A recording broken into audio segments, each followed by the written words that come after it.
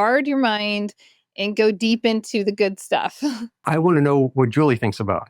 Oh gosh, I think about so the reality is I realize that I'm a philosopher, which sounds really like Yeah. lofty to say, but over the last year I realized that I am a philosopher and I love thinking about how people think about things, why people. So I love, going down sociology and philosophy and psychology and I am consumed, and this won't surprise you, conscious Hmm. investor. I'm consumed with human potential and the intersection of faith, and Hmm. human potential in general. And so my mind is always going down those rabbit holes.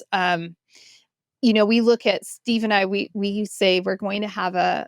We just need to, and we started doing this recently, just hitting record on our phones on our conversations because we have these crazy cool Oh, conversations. We're like, we said that we should have cocktails and conversations and not hmm. cocktails, plural, conscious I, investor, just a cocktail. Because we like to enjoy a cocktail in the evening and we have these really we think they're fascinating conversations. And I think they that are. sounds like another podcast. That's we've toyed with this a bit, right? And so like being able to look at human nature from the beginning of time to present time to where does that go, or looking at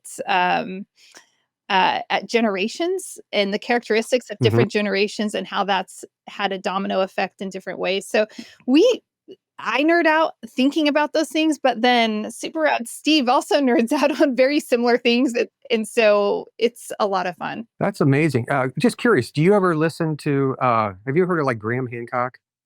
You'll see him on like podcasts. I think he had something on the History Channel. No, who is Have you it? ever, he's kind of, now the people listening might be like, you don't know what he's talking about. I don't know what he technically is, but I know he's not a scientist. He's not like an archaeologist, but he's more like a researcher, almost like a reporter in a way, but he doesn't necessarily believe everything that we're being told by the mainstream media. So he goes and he figures out how the world works based on other things. And like he'll go to Egypt and he'll go to like the Amazon rainforest and he looks at like ancient cultures and how they lived and how they did stuff. He's really interesting. If you haven't heard of him, you should just look him up because he's really entertaining to listen to as he talks about the world around us that a lot of people they're too busy even to think about. But he's been on like Joe Rogan's podcast.